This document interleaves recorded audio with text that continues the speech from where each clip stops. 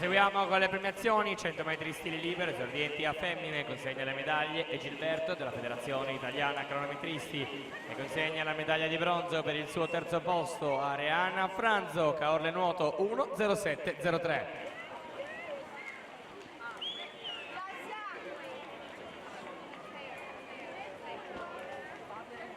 Secondo posto medaglia d'argento per il centro nuoto Rosà col tempo di 1.06.73 Sofia Zanon.